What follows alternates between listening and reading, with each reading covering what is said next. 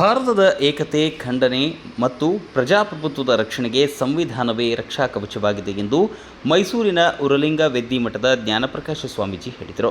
ಬಾಗಲಕೋಟೆ ಜಿಲ್ಲೆಯ ಜಮಖಂಡಿ ತಾಲೂಕಿನ ಗೋಟೆ ಗ್ರಾಮದಲ್ಲಿ ಡಾಕ್ಟರ್ ಬಿ.ಆರ್. ಅಂಬೇಡ್ಕರ್ ಬುದ್ಧ ವಿಹಾರ ನಿರ್ಮಾಣ ಸಮಿತಿ, ಕಾಶಿಲಿಂಗೇಶ್ವರ ಸಮಿತಿ ಮತ್ತು ಡಾಕ್ಟರ್ ಬಿ.ಆರ್. ಅಂಬೇಡ್ಕರ್ ಯುವಕ ಮಂಡಳ ಸಹಯೋಗದಲ್ಲಿ ಹಮ್ಮಿಕೊಂಡಿದ್ದ ಸಂವಿಧಾನ ಶಿಲ್ಪಿ ಭಾರತ ರತ್ನ ಡಾಕ್ಟರ್ ಬಿ.ಆರ್. ಅಂಬೇಡ್ಕರ್ ಅವರ ಪಂಚಲೋಹದ ಪುತ್ಥಳಿ ಅನಾವರಣ ಕಾರ್ಯಕ್ರಮದಲ್ಲಿ ಅವರು ಮಾತನಾಡಿದರು. ಡಾಕ್ಟರ್ ಬಾಬಾ ಸಾಹೇಬ್ ಅಂಬೇಡ್ಕರ್ ಅವರ ಪುತ್ಥಳಿ ಅನಾವರಣ ಮಾಡಿದರೆ ಮಾತ್ರ ಸಾಲದು, ಪ್ರತಿಯೊಬ್ಬರೂ ಶಿಕ್ಷಣವಂತರಾಗಬೇಕು, ಉನ್ನತ ಹುದ್ದೆ ಸೇರಬೇಕು, ಇಲ್ಲದಿದ್ದರೆ ಬಾಬಾ ಸಾಹೇಬರಿಗೆ ದ್ರೋಹ ಬಗೆದಂತೆ ಆಗುತ್ತೆ ಎಂದರು.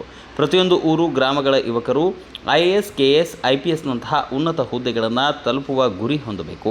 ದೇವಸ್ಥಾನಗಳಿಗೆ ಅಲಿಯುವುದನ್ನು ಬಿಟ್ಟು ಗ್ರಂಥಾಲಯಗಳಿಗೆ ಮುಖ ಮಾಡಬೇಕು.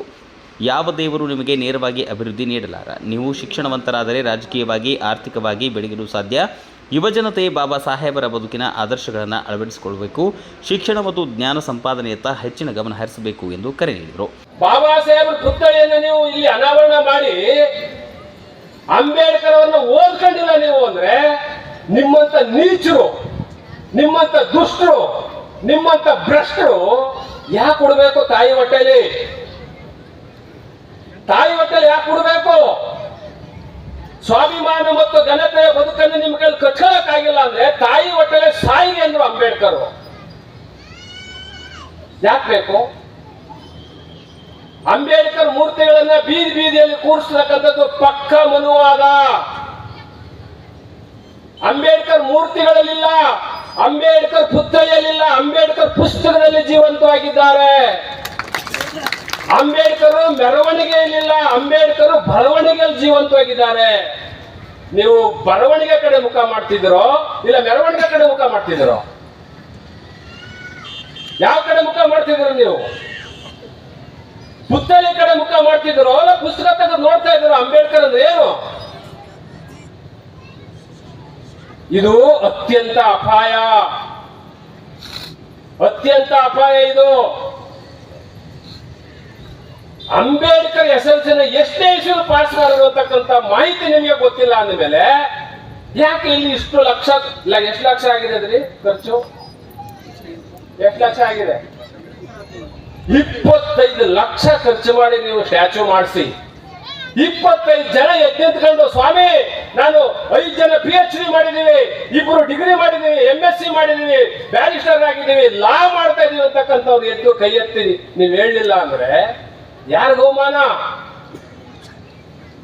Ambedkar statue, Ambedkar photo, Ambedkar flex. Ambedkar is A king of A knowledge.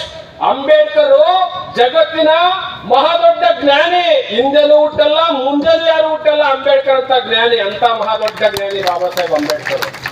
ಅಂತ ಜ್ಞಾನಿಯ ಸ್ಟ್ಯಾಚ್ಯೂ ಈ ಊರಲ್ಲಿ ಬಂದಿದೆ ಅಂದಮೇಲೆ ಈ ಊರಿನಲ್ಲಿ ದೇವಸ್ಥಾನಗಳು, ದೇವರ ಪೂಜೆ, ಗರ್ಭಗುಡಿ, ದೇವಸ್ಥಾನಕ್ಕೆ ಹೋಗಿ ಕಣ್ಣು ಮುಚ್ಚಿ ಹಿಂಗೆ ಕೈ ಮುಖಂಡು ನಿಂತ್ಕೊಳ್ತಿರಲ್ಲ, ಯಾರಾದ್ರೂ ಮೆಟ್ಟಲು ಹೊಡೆದ್ರೆ ರಪ್ಪ ಅಂತ ತಲೆ ಮೇಲೆ ದೇವರೇ ಹೊಡೆದ ಅಂತೀರಿ ಬೇಕಾದ್ರೆ ನೀವು.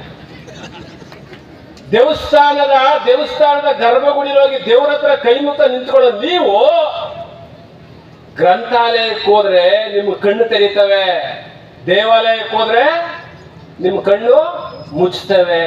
ಯಾವ ಕಡೆಗೆ ಹೋಗ್ಬೇಕು ನೀವು? ಯಾವ ಕಡೆಗೆ ಹೋಗ್ಬೇಕು? ಗ್ರಂಥಾಲಯ. ಅಂಬೇಡ್ಕರ್ ಓದೋದು ಯಾವ ಕಡೆಗೆ? ನೀವು ಹೋಗ್ತಾ ಇರೋದು ಯಾವ ಕಡೆಗೆ? ಎಲ್ಲಿ ಅಂಬೇಡ್ಕರ್ ಜೀವಂತ ಇರ್ತಾರೆ? ದೇವಸ್ಥಾನಕ್ಕೆ ಹೋಗಿ ಹಿಂಗೆ ಕಣ್ಣು ಮುಚ್ಚಿಕೊಂಡು ಕೈ ಮುಗಿತಾರಲ್ಲ, ನಿಮ್ಮ ಮನೆ ಮುಂದೆ ಕಾರ್ ಬಂದಿದ್ಯಾ? ನಿಮ್ಮ ಮಕ್ಕಳು DC ಆಗಿದಾರಾ? ನಿಮ್ಮ ಮಗ SP ಆಗಿದ್ದಾನ ಬಾಗಲಕೋಟೆಗೆ? ಇಲ್ಲವಲ್ಲ. ಯಾವ ದೇವರುಗಳು ನಿಮಗೆ vote, note, seat, boot, TP, JP ಕೊಟ್ಟಿಲ್ಲ. ಯಾವ ದೇವರುಗಳು ನಿಮಗೆ ರೇಷನ್ ಕಾರ್ಡ್ ಕೊಟ್ಟಿಲ್ಲ.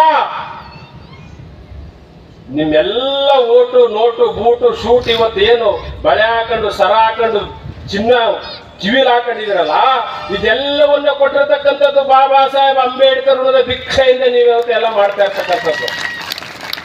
ನಿಮ್ಮ ದೇವರ ಕಟ್ಟೆಯ ಮೇಲೆ ನಿಮ್ಮ ದೇವರ ಕಟ್ಟೆ ಮಡಗಿದಿರಲ್ಲ, ಎಷ್ಟು ಜನ ಅಲ್ಲಿ? ಆ ದೇವರು ಯಾರು ಮೈ ಮೇಲೆ ಬಂದೆ ಇವನು ನೀರು ಮುಟ್ಟು ಅಂತ ಹೇಳವ? ನಿಮ್ಮ ದೇವರ ಕಟ್ಟೆಯ ಮೇಲೆ ಅಂಬೇಡ್ಕರ್ ಫೋಟೋವನ್ನು ನೀವು ಮಡಗಿ ನಿಮ್ಮ ಮಕ್ಕಳಿಗೆ ನಮಗೆ ಬೂಟು ಶೂಟು ಕೋಟು ಟಿಪಿ ಜಪ್ಪಿ ಅನ್ನ ಆಹಾರ ಅರಿವೆ ಎಲ್ಲನೂ ಕೊಟ್ಟಂತ ದೇವರು ಇವರು ಅಂತೇಳಿ ಬಾಬಾ ಸಾಹೇಬ್ ಯಾರು ಒಬ್ಬರು ತೋರಿಸಿದ್ದಾರೆ. ಮತ್ತು ಮಾಜಿ ಶಾಸಕ ಆನಂದ್ ನ್ಯಾಮಗೌಡರು ಮಾತನಾಡಿ, ಅಂಬೇಡ್ಕರ್ ಅವರ ಚಿಂತನೆಗಳಿಂದಾಗಿ ಇಂದು ಸಮಾಜದ ಎಲ್ಲ ವರ್ಗಗಳಿಗೂ ಶಿಕ್ಷಣ, ಮತದಾನ, ಸಮಾನ ಹಕ್ಕು ದೊರಕಿವೆ. ಪ್ರತಿಯೊಬ್ಬ ಪೋಷಕರು ತಮ್ಮ ಮಕ್ಕಳಿಗೆ ಉತ್ತಮ ಶಿಕ್ಷಣ ನೀಡುವ ಮೂಲಕ ಅಂಬೇಡ್ಕರ್ ಅವರ ಕನಸನ್ನು ನನಸು ಮಾಡಲು ಶ್ರಮಿಸಬೇಕು ಎಂದರು.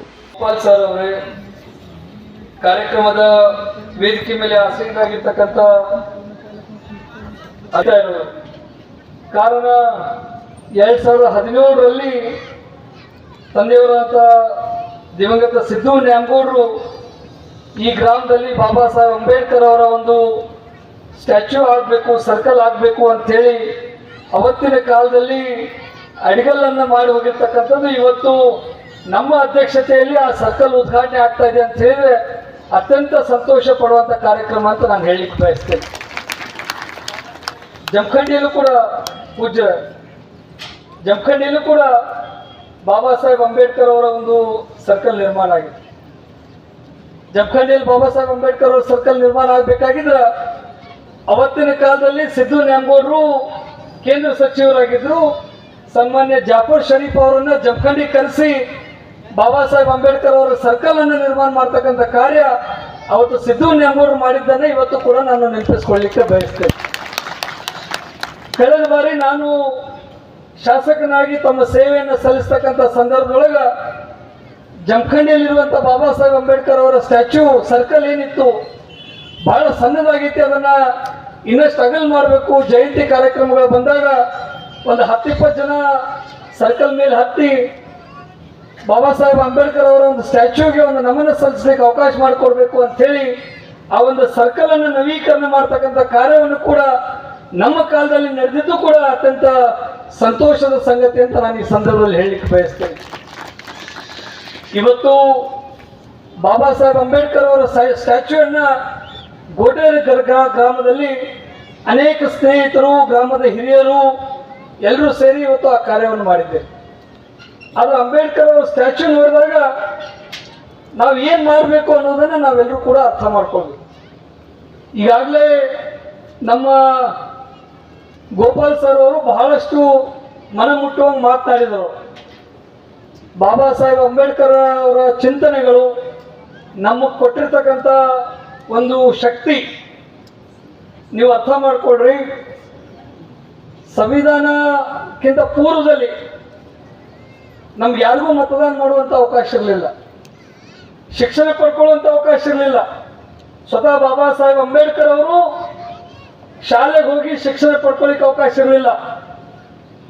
ಆದ್ರೆ ಅವ್ರಿಗೆ ಶಿಕ್ಷಣ ಪಡಿಬೇಕು ಅಂತ ಅನ್ನುವಂಥ ಹುಚ್ಚೆಷ್ಟು ಯಾವ ಪ್ರಮಾಣದಲ್ಲಿ ಇತ್ತು ಅಂತಂದ್ರೆ, ಏನು ಈ ಮೇಲ್ವರ್ಗದ ಜನ ಶಾಲೆ ಕೊಠಡಿಗಳ ಕುಂತು ಶಿಕ್ಷಣ ಪಡಿತಿದ್ರು, ಬಾಬಾ ಸಾಹೇಬ್ ಅಂಬೇಡ್ಕರ್ ಅವರು ಹೊರಗೆ ಕುಂತ ಅದೇ ಶಿಕ್ಷಣವನ್ನು ಪಡೆಯುವಂಥ ಕೆಲಸ ಮಾಡ್ತಿದ್ರು.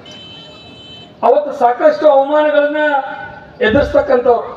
ಕೆರೆಗೆ ಹೋಗಿ ನೀರು ಕುಡಿಯುವಂಥ ಅವಕಾಶ ಇರಲಿಲ್ಲ, ಬಾವಿಗಳಿಗೆ ಹೋಗಿ ನೀರು ಕುಡಿಯುವಂಥ ಅವಕಾಶ ಇರಲಿಲ್ಲ, ಮೇಲ್ವರ್ಗದ ಜನ ಇರುವಂಥ ಓಣಿಗಳಲ್ಲಿ ಓಡಾಡುವಂಥ ಅವಕಾಶ ಇರಲಿಲ್ಲ.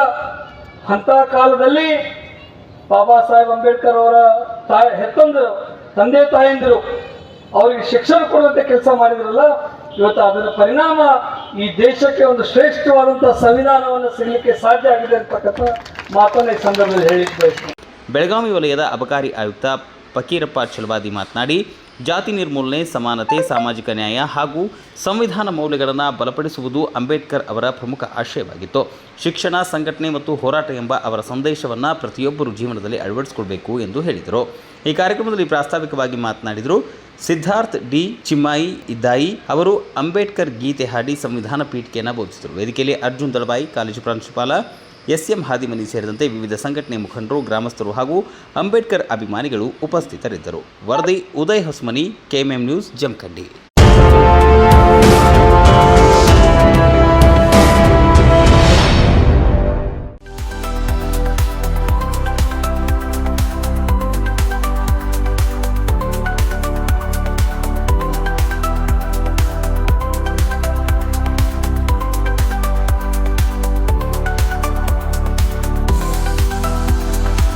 आदर्शा ड्रेस सर्कल केवल पुरुषों के लिए लाए हैं ब्रांडेड शर्ट्स, टी शर्ट्स और जीन्स की नवीनतम रेंज। आदर्श ड्रेस सर्कल, खड़े बाजार, बेलगावी।